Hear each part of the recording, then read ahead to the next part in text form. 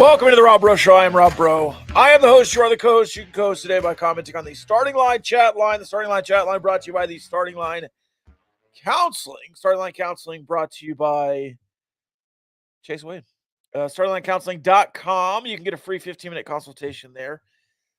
If you're going through it, if you have been through some tough times, if you just missed the tournament and you're mad about it as a fan, or your baseball team sucks, or any other real-life personal issues, you can go to StartingLineCounseling.com. Or they're in Gunner, live and in person. It's got a studio now, so that's pretty awesome. All right. Let's get into it. We're getting some. You just have your fan turn on by the mic or what? No, I just heard that. Maybe it's because I had it muted. I don't know. Is it me? I can't hear it anymore. All right. No, it did quiet down. It was just like somebody's blowing in the mic or something. We had a demon in Yeah, there. that was weird. The Red Raiders playing NC State in round one. We'll get to the whole tournament bracket, but let's just talk about the matchup first. Texas Tech opened as 5.5-point favorites. Lots of people talking about NC State being hot. They've been good for 5 games. They were not good beforehand. They're not a tournament team. They're an automatic qualifier. But you seem to think playing hot is important. I do too. In fact, one thing I've long said about the NCAA tournament is it's better to be hot than good. How hot is NC State, and is that going to be a matchup problem for Texas Tech? You know, it goes one of those two ways. NC State played really well in the ACC tournament because they knew that's the only way they were getting into the big dance. And so you can look at it of the way like they just took every single ounce of what they had left in the tank and threw it into the ACC tournament. Will they be able to replicate that when they've sat for a week and they've hit their goal? And now really, like, is their goal to win a national championship? Probably not, because they're not that good. They're not good enough to win a national championship. So was their goal just to get into the NCAA tournament, and that's a win for them? Now, do they prepare the same? Do they feel the same coming into the first round of the NCAA tournament? Or you look at it in the way that I think that a lot of these teams do who get hot in middle of March is they figured things out. They figured out the 5 that work. They figured out what defense works best for them, what offensive strategy works best for them. Obviously, in the ACC tournament, you know every team that you're playing like the back of your hand. They don't know what they're going to get from Texas Tech. We don't know what you're going to get from Texas Tech most of the time because of injuries and who's going to play, who's not going to play, what's that night going to look like shooting-wise, which Pop Isaacs is going to show up to the gym, which Joe Toussaint is going to show up to the gym. All those things come into play when you play Texas Tech. And for NC State, you win 5 in a row. You feel really good about where you're at coming into the NCAA tournament, but you also don't know anything about your opponent. In Texas Tech, for the most part, Grant McCasland, you don't know anything about NC State either, other than what you've seen lately. But I like the way that Texas Tech prepares for games like this. Now, they weren't great in the non-conference whenever they played, opponents like an NC State. So if you look at a Butler, a Villanova, or somebody like that you played, of course, those games were both. But Villanova was medium site or a neutral site game, and Butler was at Hinkle Fieldhouse. Yeah, and then you played a bad Michigan team. Those are the only Power 5 non-conference teams you played in the non-conference, other than Vanderbilt in the SEC Big 12 showdown. Vanderbilt's trash. So I think Vanderbilt's looking for a new coach today, by the way. They are kind of like Oklahoma State. But it's a new Texas Tech team. It's maybe a new NC State team. So there's a whole lot of unknowns that go into this matchup. That's why I don't like it for Texas Tech. Yeah. But anytime you get the 6-11 matchup, it's going to be one of those where it's kind of a toss-up because this is one of those games where the 11 seed knocks off the 6 seed. Almost it's a 50-50 kind of thing. Like, I don't know the thing. I haven't looked at the charts off the top of my head, but I would say it's close to 50-50 on who wins the 6-11 matchups. Let me go back to the regular season and talk about who's hotter between Texas Tech and NC State, because The Big 12 tournament, the ACC tournament, that kind of stuff, I've long said doesn't matter to me. And if I'm going to say that year over year, I need to back it up here with science. Texas Tech was 3-0 to finish the regular season, beating a really good Baylor team. NC State's final 4 games, they lost to Florida State, they lost to North Carolina, they lost to Duke, they lost to Pitt. Pitt not in the field, they're one of the first 4 out, I believe. Duke, a tournament team, really good, but they lost by 15, lost to North Carolina by 9. By the way, that Duke game was a home game. They lost by 15. And then NC State lost to Florida State and Tallahassee by 7. They did beat Boston College, but going back further, they lost to Syracuse. So 4 losses in their last 5 regular season games. They were not good. Since March 1st, according to Gambling Gaucho's Kyle Jacobson, he ran the numbers. Since March 1st, they're ranked like 120th in defensive efficiency. So they've not been playing good defense in March, even through the NCAA tournament, the ACC tournament, sorry. You should win this game. You're favored. You're the better seed. Coach Gass is a March coach. He's a tournament coach by all accounts in his career. I like Texas Tech here in round 1, and I like them pretty heavily. Not that it's going to be a blowout, but I just feel really good about getting into the second round here. And that one's a little more hit or miss if you're matched up with Kentucky. Kentucky, a solid team, though Coach Cal's not had a great tournament run in a while. People saying he's going to be on the hot seat if he loses in the first 2 rounds, if he doesn't get to the Final Four even. That seems like hefty expectations, but it is a program like Kentucky, so we'll see. Yeah, it is Kentucky. But I'd feel really good about this matchup with NC State. I know people love DJ Burns. They love him.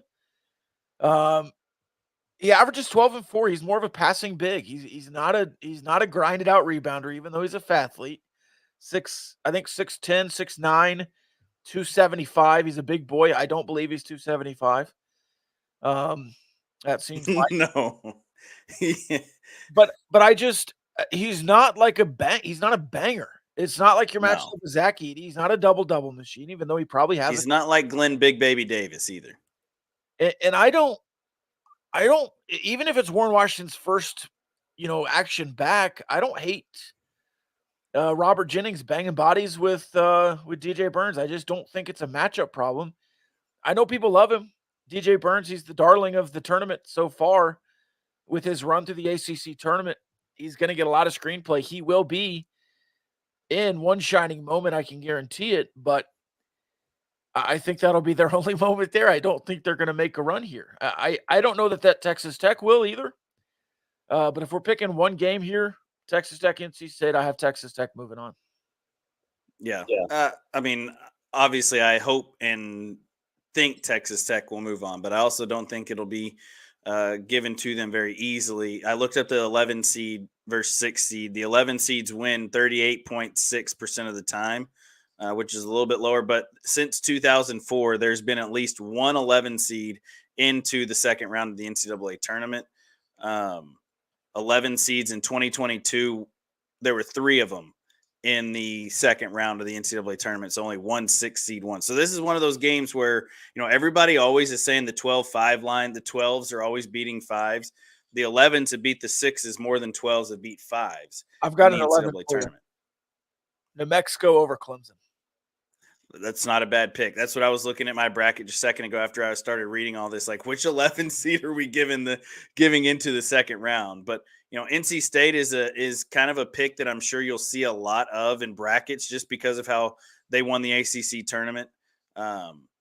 Texas Tech looked good in the Big 12 tournament for their first game against BYU for a long time of it, except for about 7 minutes of it.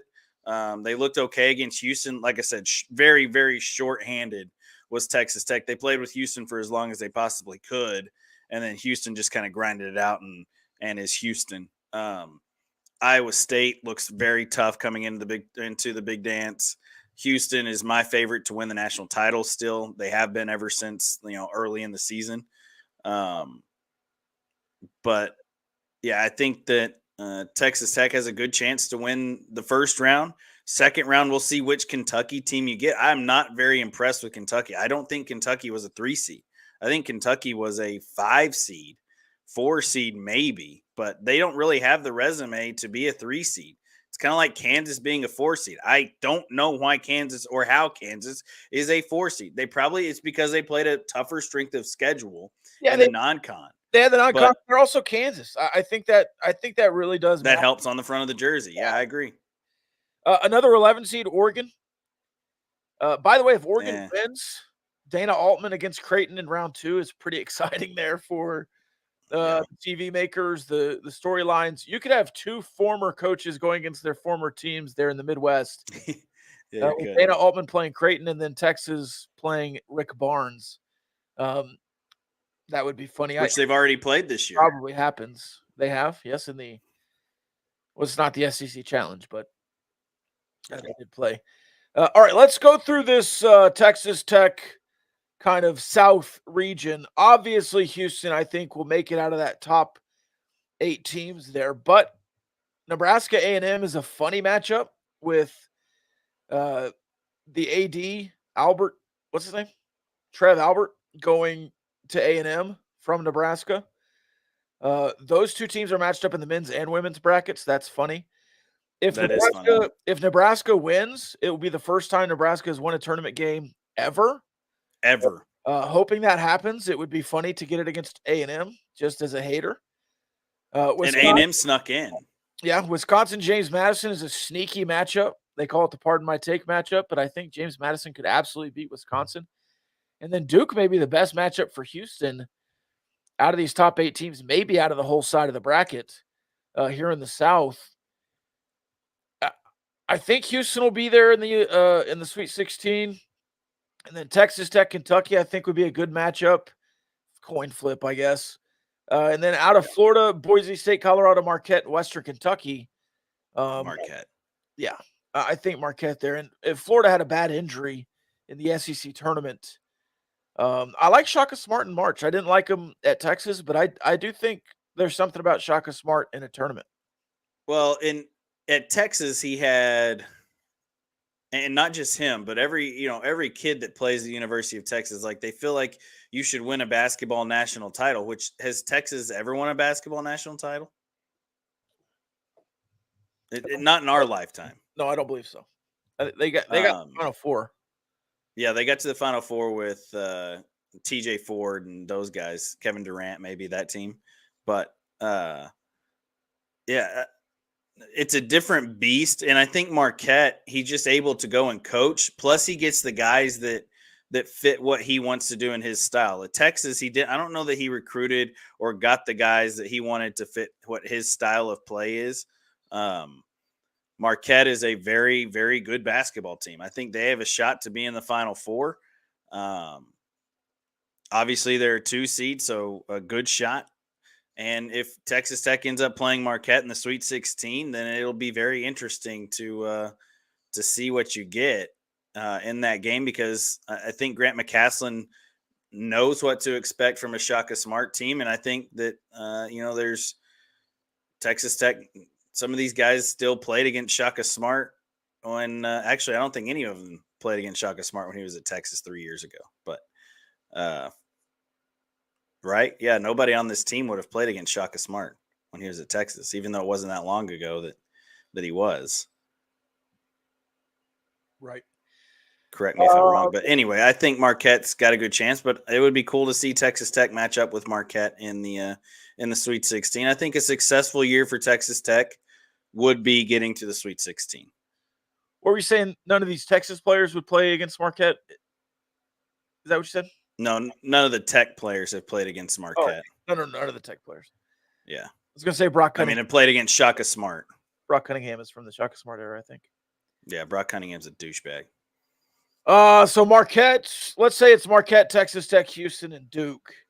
That would be a very good matchup, I think, for TV. I think it'd be a really good matchup. I do think it could be Kentucky. I think if you're probably a bookmaker, you want Kentucky there just because it's Kentucky. But, hey, let's get crazy.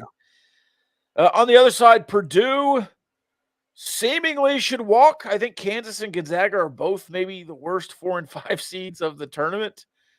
Arguably, I think McNeese State and Will Wade have a good chance of upsetting Will Gonzaga in Wade. the first round. I think I picked that. I think Sanford has a great chance at upsetting Kansas in the first round. Yeah, go Dogs. Sanford plays like press Virginia ball, and they shoot a ton of threes. Yep. And what is Kansas bad at? Defending the three. Defending the circle. Yeah. They shoot like 40% from three as a team. That could be bad news for Kansas. I think Oregon could beat South Carolina. This could be a bananas region. I think Creighton is probably chalk here. And then Texas, Tennessee, anything can happen. And if you look at it, a 15 seed has won 3 straight tournaments. I don't know that Western Kentucky is going to beat Marquette. I don't know that St. Peter's is going to beat Tennessee. St. Peter's was the darling last year, right? One of these years. Or was it 2 years ago? It was the year before. The Peacocks. A lot of people, just to get ahead of ourselves here, a lot of people are thinking South Dakota State's going to upset Iowa State in the first round. I don't think so. I picked Iowa State in my national championship game. Yeah. No, Iowa State is playing way too good at basketball right now to be upset by a 15 seed. This was some analysis from SB Nation. Let's see. Well, that tells me all I need to hear right there. But I'm just going to read this here. You ready? Let's see. There have been 23 number 2 seeds in tournament history that started the season unranked and entered the tournament ranked in the top 10. 15 of those 23 teams have failed to make it to the Sweet 16. So, there you go. This is South Dakota State's 7th NCAA tournament appearance since 2012. They shoot the ball well. I don't think they'll get a lot of shots off against Iowa State. So no. Iowa State plays too good a defense. And then Washington State Drake in the second round. I think Iowa State is firmly in the Sweet 16. Obviously, you look at Illinois there, or BYU, but Illinois and Iowa State can be a really fun matchup. Well, in Illinois, a team that plays really good defense as well. They win the Big Ten tournament. They're feeling pretty good about themselves. I think you see Illinois and Iowa State in the Sweet 16 matchup, or the Elite Eight, whichever one they'll meet in. But so we're going Houston, Marquette from the South region into the Elite Eight. Is that what you're saying? Yep.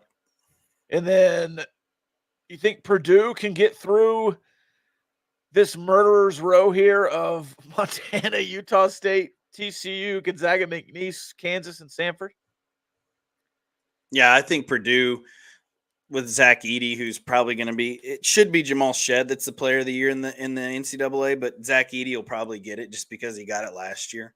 I mean, they gave Purdue not a free ride, but – pretty much. Yeah. I think TCU could beat Purdue. I do too. I think TCU has the ability to. I don't know that they will. But I think the most dangerous team on Purdue's, the top of that Midwest region, is McNeese State. It's crazy to say. I do. I think Will Wade, talk about a turnaround. Like McNeese was 5-30 something last year. They won 5 games, Rob. They're in the freaking NCAA tournament. Both McNeese and Sanford are classic, dangerous NCAA tournament, get hot for 4 game kind of teams that could get to darlings. Yeah. It would be funny to see both of those or either of those make a run here. I think Tennessee has a pretty good chance. Texas is not good. Is not good enough to make it to a Elite Eight. If they do, then they figured out something that we haven't seen all year long. They're just too inconsistent. Or Max Asmus has just gone off for 40 plus every game. And Tennessee and Dylan Dessou is back and healthy. Like they need Dessou to be 100% healthy. Tennessee, Creighton, Oregon. I mean, if you're saying that's a tough one for me. I think South Carolina's played. Oregon just ran through the Pac-12 tournament. Yeah, but the Pac-12 is so weak this year. That's the same. That's the reason they're 11. Yeah, The Pac-12 was so weak. I think Creighton is probably in the Sweet 16 against Tennessee. You go 2-3 chalk right there. I don't think it'll be chalk at the top. I think Purdue's in the Sweet 16 and they're playing McNeese State in the Sweet 16 or Samford. So you going? I so want Samford and McNeese to win that first round. Those for their first round matchups. You want Creighton? I'm choosing it. I'm picking it. Throwing it into existence. Right. Speak it into existence. Yeah. You going Creighton or Tennessee at this point in the Elite Eight? Creighton in the Elite Eight against Purdue. Purdue wins and goes to the Final Four. Yeah. In my bracket, I think Utah State's going to beat TCU too. By the way, I have South Carolina, who's been overachieving all year. They have. And then I do have Purdue in the Final Four. It feels gross. I don't like it. Yeah, I agree. Somebody's going to beat Purdue. But I just feel like everyone else is going to pick that upset. So I have Purdue in the Final Four just because it feels like this is the kind of year that they might get it done. Now, look, Tennessee has the team that can win a national championship. Like Rick Barnes, they have the team that can do it. They've just been inconsistent in big games this year. Like losing in the SEC tournament in the first round, their first round. I think it was the second round, however many buys they got. They lose to a Florida team who was not very good, not great in SEC play. They had to do some things and get to the SEC championship game, and I think that's what got them into the NCAA tournament. But yeah, Tennessee has the ability to do it. So does South Carolina. Like they're athletic enough. I think their guard play is good enough to beat Creighton in the second round. But like I said, South Carolina's been inconsistent. Tennessee's been inconsistent at times. And when Tennessee forgets to play defense, they are not good. They allow way too many easy buckets. And Zach Edey will tear them up. Pretty much everyone except for maybe Houston has been inconsistent at some point this year. And Iowa State, I don't know that you could say has been inconsistent. They had a stretch there where they didn't look very good, and then they won like 8 straight. So it's hard to say. Let's see. So you're going Tennessee, Purdue here, or Tennessee? No, Creighton, Purdue. Okay. I think Creighton's just. I mean, they're just well coached. Matchup. They're in the Elite Eight. Yeah. Are you going Houston, Purdue, or Houston, Creighton? Houston, Purdue. In the Final Four, Houston, Purdue. Yeah, Houston wins. And it's playing in the Natty. Yeah, that's what I have too.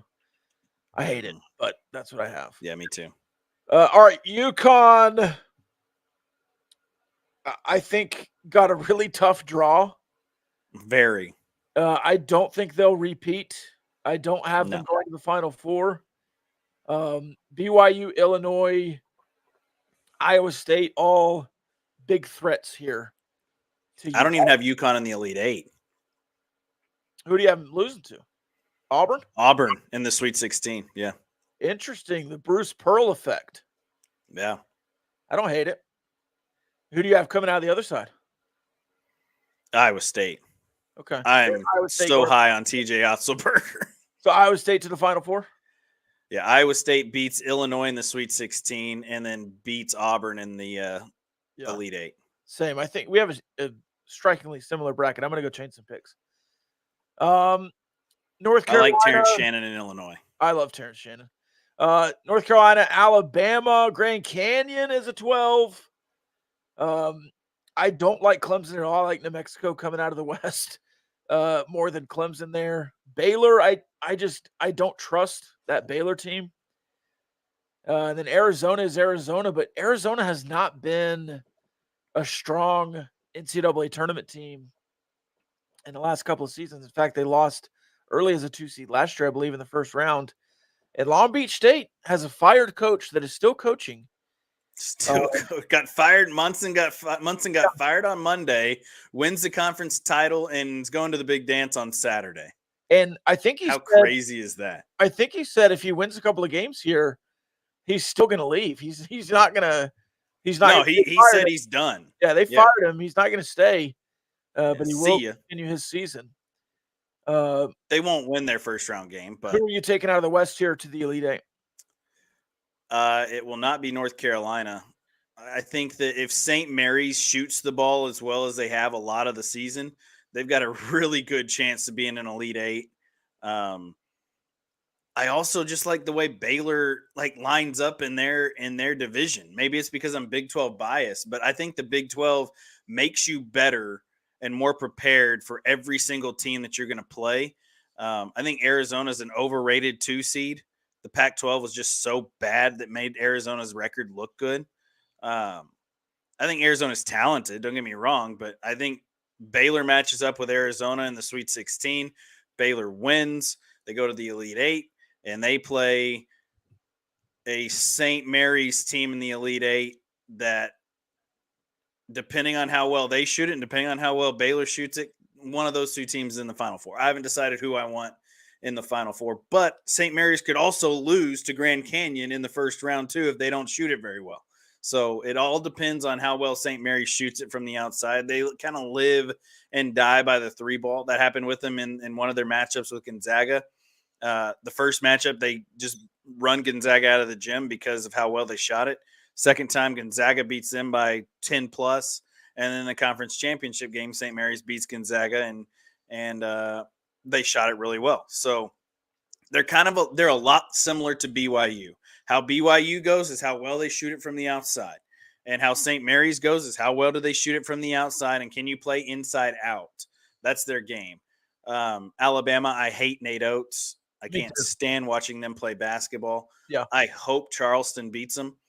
I don't think it'll happen, but I hope it does. But I do think St. Mary's plays good enough fundamental basketball to beat an undisciplined and not very well coached Alabama team. I think Nate Oates is a joke. Charleston is a popular upset pick so far. Yeah. I think Nate Oates is an absolute joke of a coach. Yeah. His teams are always just undisciplined. The West was my chaos region. I don't like any of the teams there. I don't trust any of the teams there, so I just picked the Patino. And North Carolina is inconsistent too.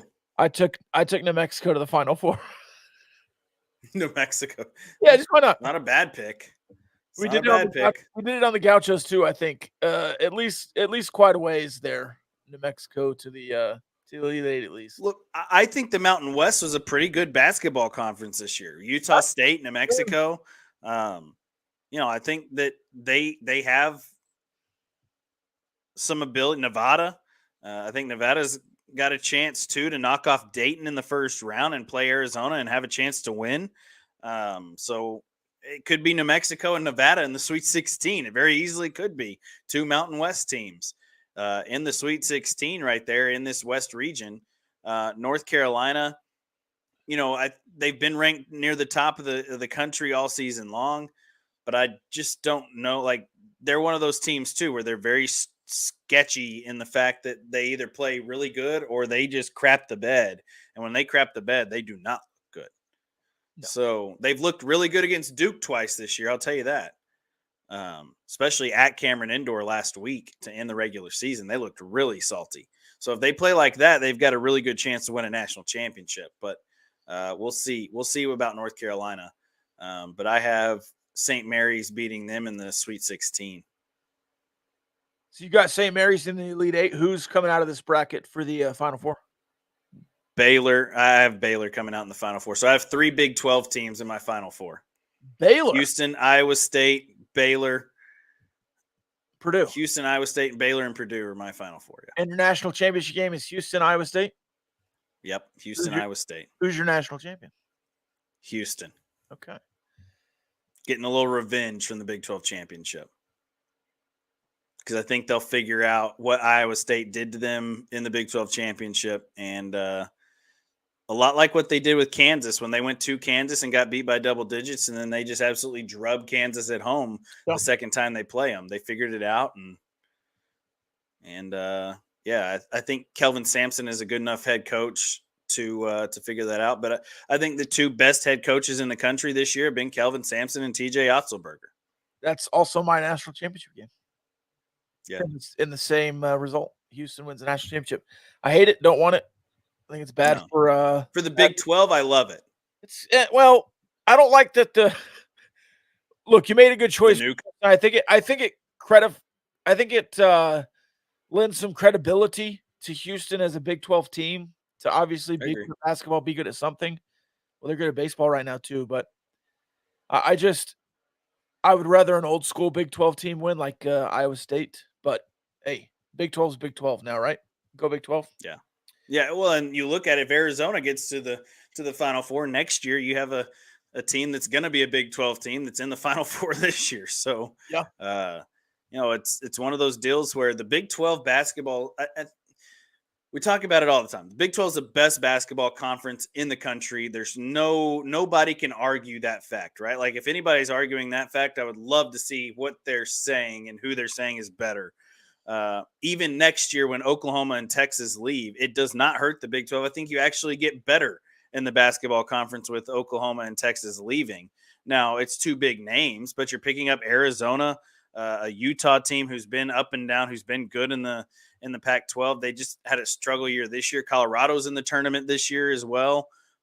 Arizona State, who, Bobby Hurley, the other Hurley coaches them. I can't remember. It's not Bobby Hurley. It's which Hurley coaches UConn? Dan Hurley. Yeah, coaches. I can't remember which one coaches at UConn and Arizona State. Dan is at UConn, I believe. Okay, so Bobby Hurley's at Arizona State. I think so, yes. They've been somewhat good the last few years. They were in the tournament, I think, 2 years in a row. This year they struggled a little bit, but I think that the Big 12 is going to be in great standing moving forward, especially with what Grant McCasland has looked like here in year one at Texas Tech. Scott Drew and Baylor ain't going anywhere. I don't care about what they say about their NIL stuff. They're not going anywhere. TJ Otzelberger is a great head coach. He's still getting mentioned with Louisville, by the way. Scott Drew. Yeah. Well, I don't think they'll hire him. If I were Louisville, I'd hire Bob Huggins, to be honest with you. I think it's going to be Mick Cronin or Bob Huggins. Bob Huggins? Yeah. I'm going Huggy Bear all the way. Look what he did at West Virginia.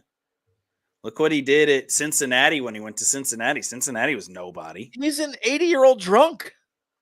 Yeah, well, maybe that's what Louisville needs. Rob, maybe that's what they need. Their football program is good with an 80-year-old drunk Bobby Petrino. How old is Bob? He's 70. Yeah, Bob Huggins is. I don't think he's going anywhere though. He's not leaving his retirement village in Morgantown, West Virginia. They still live there, by the way. He and his wife. But I think Mick Cronin's going to be the head coach at Louisville. I think he wants out at UCLA. Like he wants nothing to do with UCLA going to the Big Ten and getting drubbed all of next year. Like they're not ready to play in the Big Ten. He wants to go to Louisville, figure it out in the ACC. He can get some recruits, get into the transfer portal, get the guys that he wants. He called every single player on his UCLA team soft like 3 weeks ago. So I guarantee you a lot of them are in the transfer portal too within a couple of days. But yeah, I see Mick Cronin being the next head coach at Louisville for sure. I don't know that Scott Drew's going anywhere. Why would you? I agree. When you say look what he did, do you mean the DUI?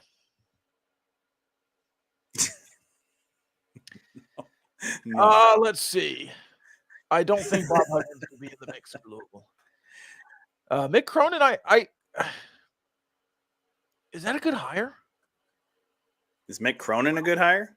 Yeah. I think he is. I mean, what has he done? He's at UCLA, right? Yeah, he was great at Cincinnati.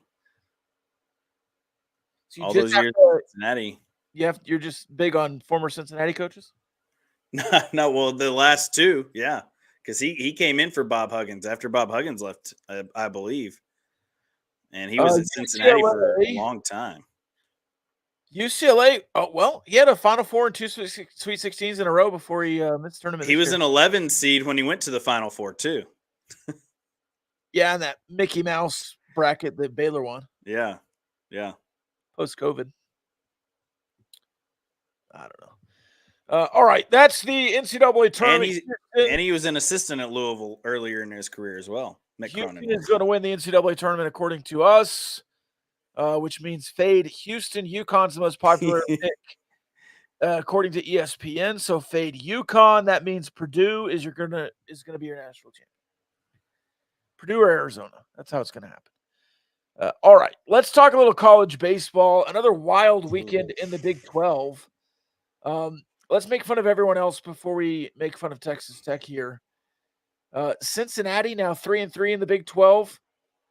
Kansas 3-3 in the Big 12.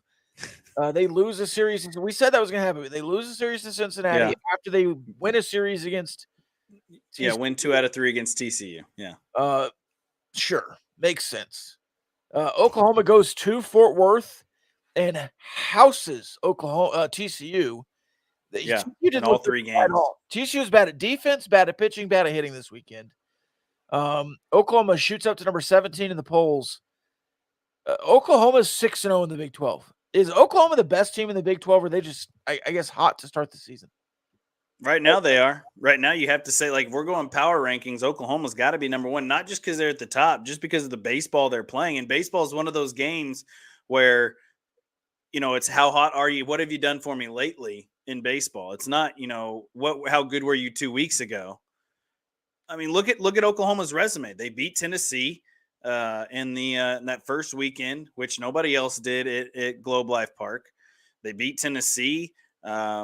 They lost to Dallas Baptist 11-7, which is nothing to shake your head at. They've done good things here early in this Big 12 slate. They just absolutely drubbed Oklahoma State in the midweek, 14-5.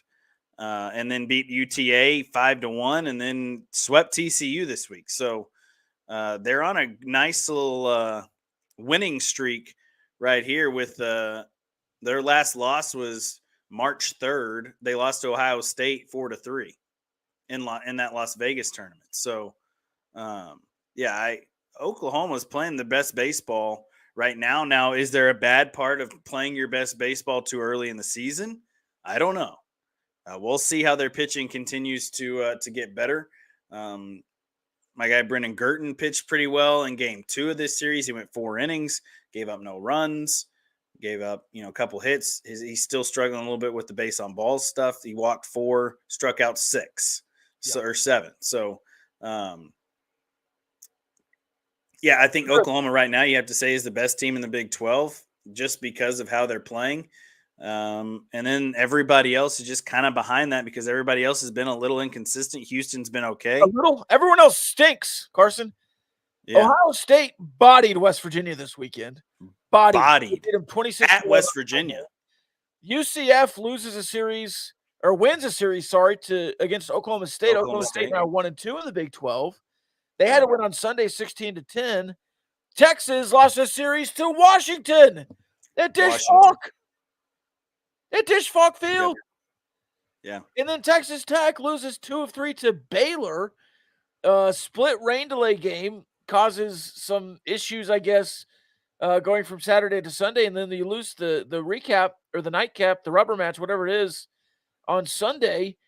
And didn't cause any issues for Baylor. Baylor pitched really well in those 2 days. You just didn't look competitive offensively. And this team whose calling card is offensive production. You had a ton of balls die at the track.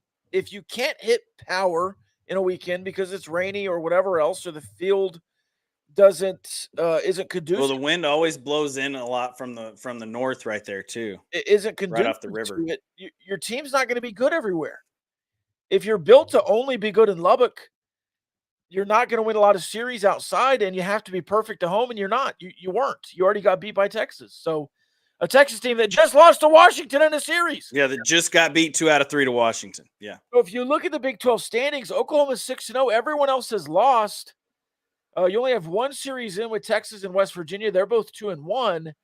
But everyone else has lost a series already. Baylor got swept and won a series, so they're 2-4. Texas Tech is 1-2 in 2 series. They're 2-4.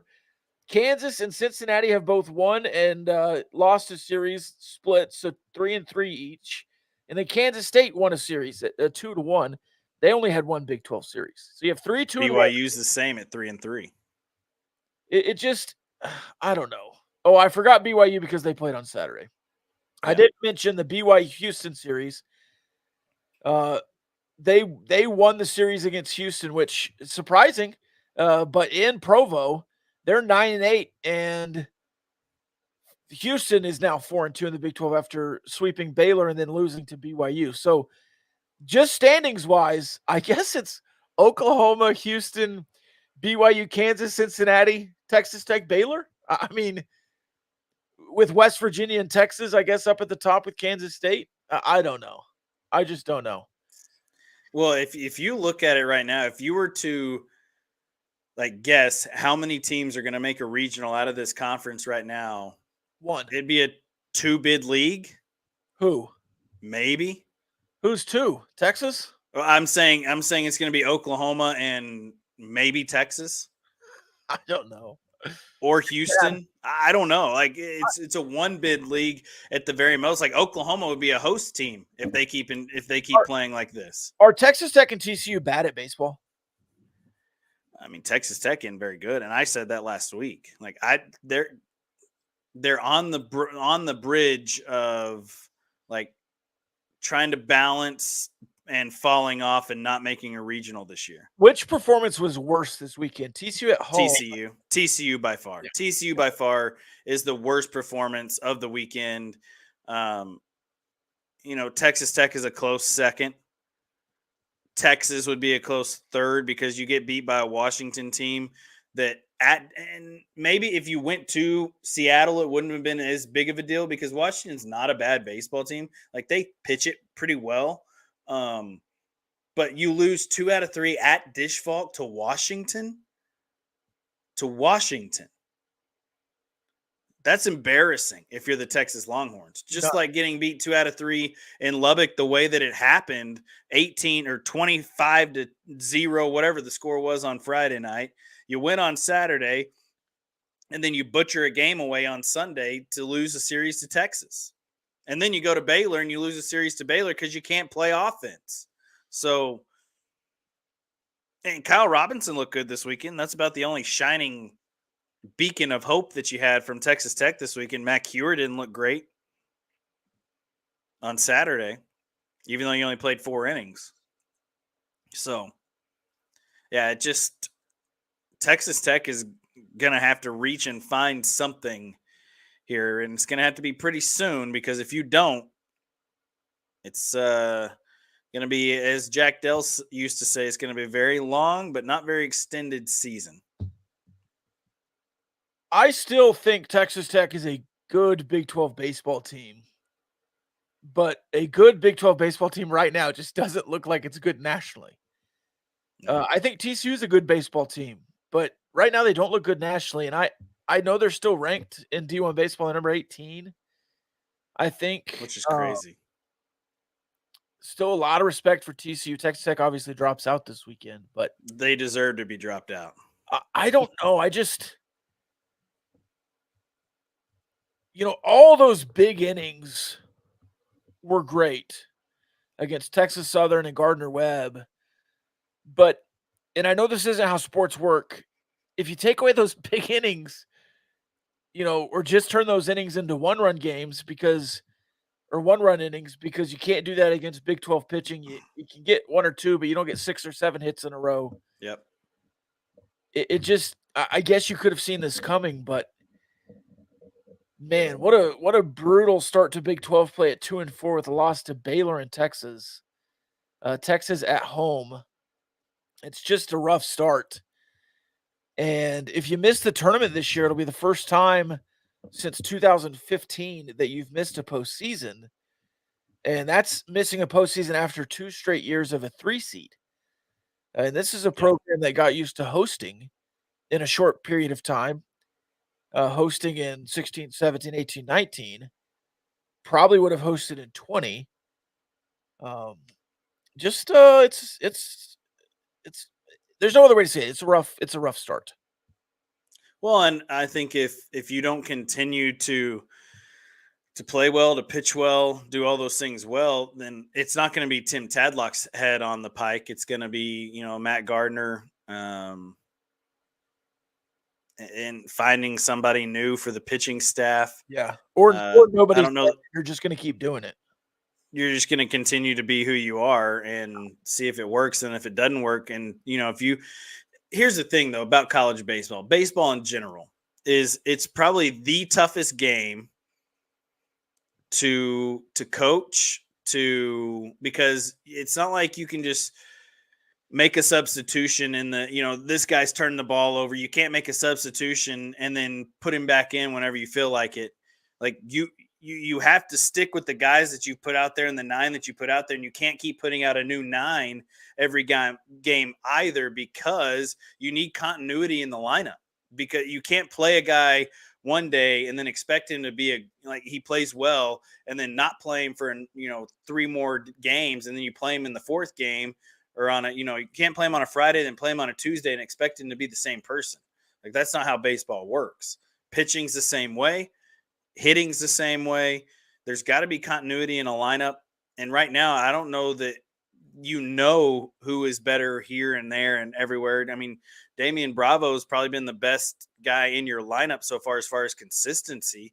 But even this weekend, he struggled a little bit. So, and I think everybody struggled at the plate a little bit this weekend. Didn't play in the nightcap because of an alleged hand injury. You were 0 for, I think this is what Jamie Lynch said late in that game against Baylor. You were 0 for 17 with runners in scoring position. You're never going to win if you're 0 for 17 with runners in scoring position. Like, that's it. They went through it, and Gus is saying, who the player of the game is. The player of the game is Drew Woodcocks. He went 1 for 4 with a solo home run. That's your player of the game right there. That tells you as much as you need to know. Like, your player of the game is 1 for 4 with a solo home run. You got beat. To be fair, he smoked that ball. That ball was hammered, yeah. But still, you don't want your player of the game being 1 for 4 with a solo Beasy. Coming off the back of a 2-0 win on Friday, where you start to say, all right, well, if the defense can play like this, if you could pitch like this, you can win some Big 12 games, and then you just don't score again and give up 7 and 5 in back-to-back games. So, good news, bad news. Good news. Stephen F. Austin is the midweek, and you're back at home. Oh, you have ACU right now. No, Abilene Christian's the midweek. That's the bad news. Well, I was getting ahead of myself. The bad news, part of the good news is that you have Stephen F. Austin and BYU in 4 straight games. Part of the bad news is you also have Abilene Christian in the midweek, and then you have UCF in Orlando. So UCF is right now RPI top 10. I don't know how long that lasts. Also, part of the bad news, the Stanford team that's supposed to come to Lubbock and help your RPI absolutely stinks. They're 9-9 with a 179 RPI. And then you get Houston. They're as bad as you are. So, right, which doesn't help you. No. So, ACU is a good win if you can get it. A series win against BYU. I think you need a sweep against BYU, Rob. Certainly. And then you have to win the series against UCF too. And then you're getting into April, and you get Houston at home. I mean, you got to win the next 3 series. And BYU, UCF, Houston all look winnable, especially because it's in Lubbock. Because then you go to TCU, who's about to start getting desperate. Well, and then in the middle of April, you have kind of a murderer's row in Abilene, at TCU for 3, and then at Arkansas, who's number 1 in the country, 17-2. At Baum. I'm not going to watch those 2 games. Yeah. So it could get very ugly in the midweek at Arkansas for this Texas Tech team, because they're not deep enough to pitch in those 2 games. No. And I guess another good news, bad news here. You get Oklahoma at home in early May. So, Oklahoma plays good enough on the road. They win at TCU. That's probably a tougher place to play than Danlaw Field. Just trying to help out. And then in Stillwater, which you've had some success in Stillwater. So again, not trying to get too far ahead here, but you still have the season in front of you. You're not dead, but you're gonna have to sweep some people in the next month to get back to where you want to be. Yeah, you're getting a little bit in that desperation mode, though. It's nice. Like, you're gonna have to start winning series. It's a thin line. Yeah. And really, I think other than look at the home series, other than the Houston series and maybe the Oklahoma series, you need to sweep the rest of your remaining series at home. Like, you need to sweep BYU. You Yeah. need to win 2 out of 3 at UCF. You've got to be able to win 2 out of 3 versus Houston at home. You've got to be able to sweep West Virginia at home. And then you got to go to Kansas and find a way to win 2 out of 3. And then you got to win 2 out of 3 against Oklahoma and Oklahoma State on the road. Like, I don't know that you're going to win 2 out of 3 against TCU on the road, because TCU is going to be just as desperate as you are in the middle of April.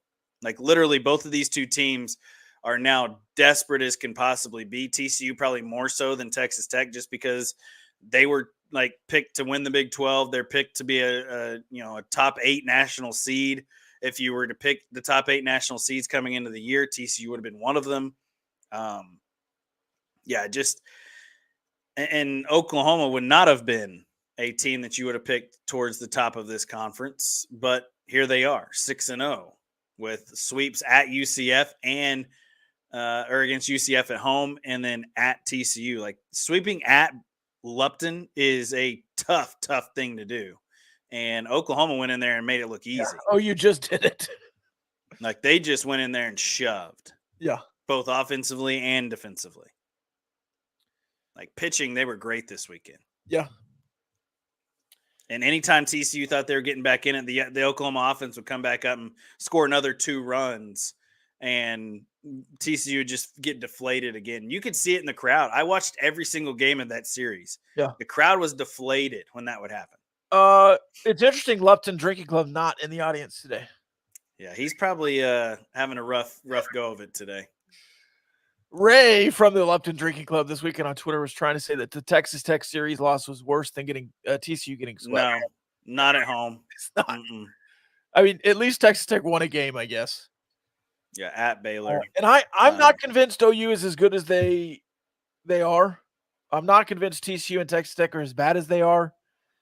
But it's almost even worse if they meet in the middle. Yeah. Because now everyone's just mid. And there are years in the last 10 years where you've only gotten 2 Big 12 teams into the tournament. And that can happen again. So, yeah, I know that's the thing. Like, it's a little different nowadays with the tournament selection committee and how they do it. More Power 5 teams seem to make it, but I don't know. The Big 12 is in dangerous territory as a whole. But it all depends on like who those, TCU, Texas Tech, Oklahoma State have been kind of the measuring sticks for how good is the Big 12, right? However good those 4 teams are lately, maybe Oklahoma's thrown in there a little bit too, but how good are these teams this year, or what do they look like in the Big 12 this year? That says how strong the Big 12 is, because everybody expects those 4 teams, those 5 teams to be good and to be solid baseball teams, just because of how well they're coached, how well they've been in the past, 5-10 years. And usually one of those 5 or 6 teams is in Omaha. Like, every single year, one of those teams is in Omaha representing the Big 12. So that's where it gets tough for the Big 12 to get more than 2 teams into the baseball tournament, NCAA tournament, in a regional, is because if those teams struggle, then what does that say about the Big 12? Like, does that say that these teams aren't very good? And if they're supposed to be the top of this conference and teams are beating them at home and sweeping them at home, really, how good is Oklahoma? And Oklahoma may be the only bid right now in the Big 12 if you were to put the tournament on this week. Like, that would be the only bid. Obviously, it's hard to say because they've only played 2 conference series, but right. As it looks right now, TCU wouldn't get in. Texas Tech wouldn't get in. Texas Tech definitely wouldn't even be a conversation. Houston at 4-2, Texas at 2-1, but Texas getting beat by Washington 2 out of 3 at Dish Falk does not help them at all. They also lost 4 straight heading into their Texas Tech win.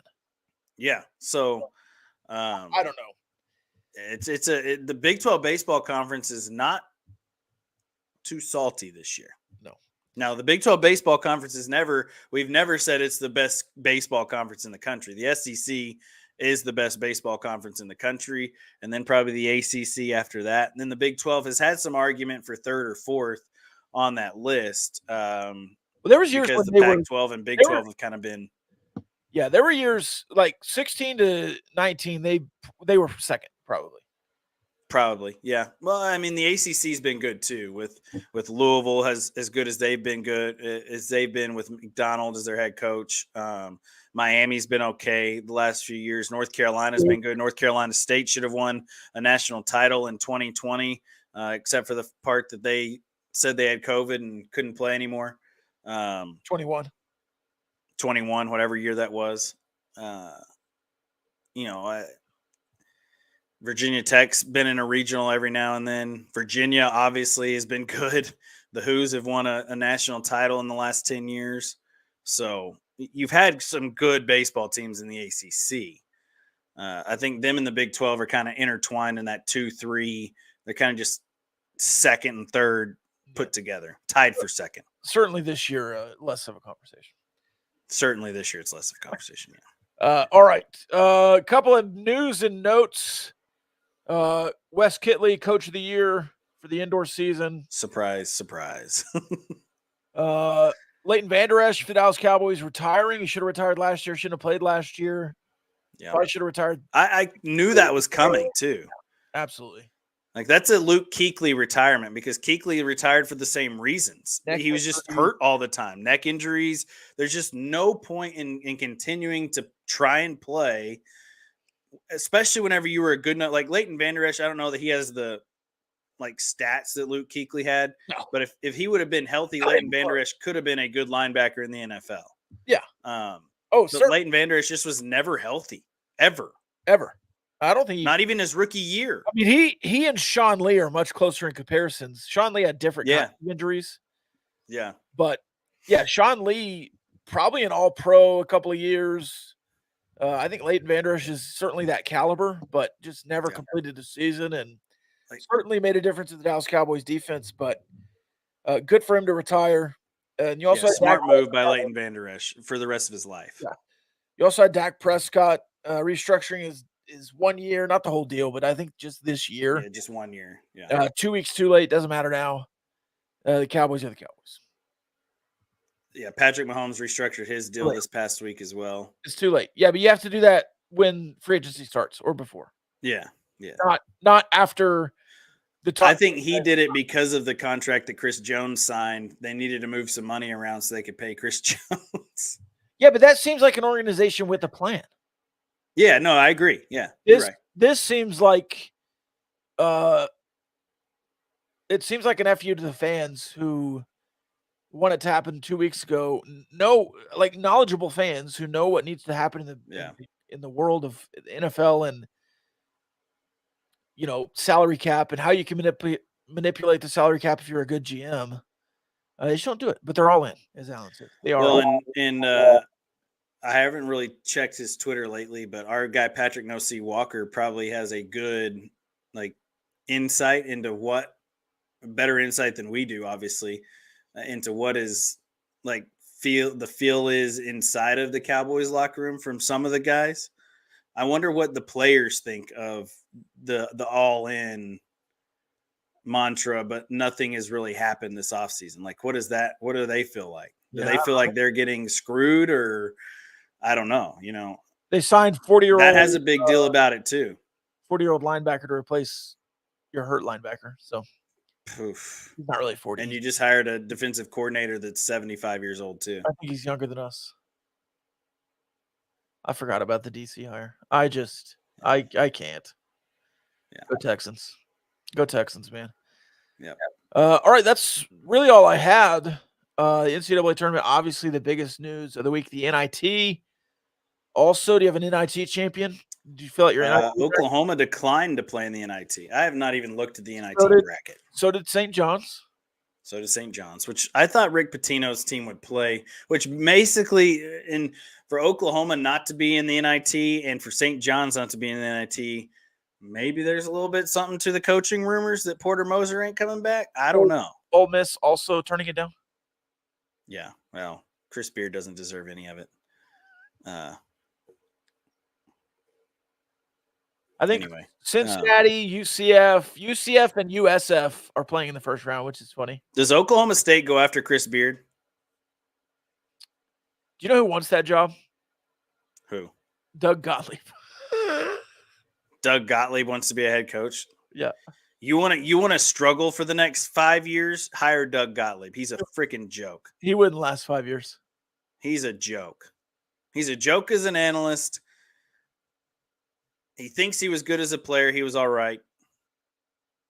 Yeah, no. Doug Gottlieb's a trash person too. All right. You want me to tell you how I really feel about Doug Gottlieb? Yeah. Did you see Tom Crean complaining because people were declining? If there's a perfect coach to be celebrating the NIT, it's Tom Crean, by the way. Tom Crean. Yeah, I agree completely. I do want to look at the NIT bracket again. Now that Gottlieb. Alan Corbin said Gottlieb would get banned from games in Lubbock for attacking fans. Gottlieb's a dork. He's a joke.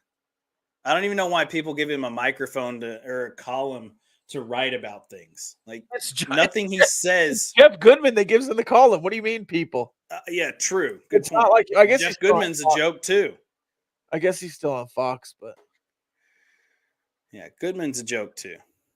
All right, this is the 2024 NIT tournament. You ready? Just rapid fire. Seton Hall, St. Joseph's. Seton Hall. LSU, North Texas. LSU. Providence, Boston College. Give me the Friars, just because I like their name. Princeton, UNLV. UNLV. Wake Forest, App State. Wake Forest. Georgia, 16 and 17, Xavier. Tom Crane. He's not there anymore. Virginia Tech, Richmond. Richmond, go Spiders. Ohio State, Cornell. Ohio State. I think Ohio State, out of that. I think Ohio State wins the NIT. Yeah, Ohio State.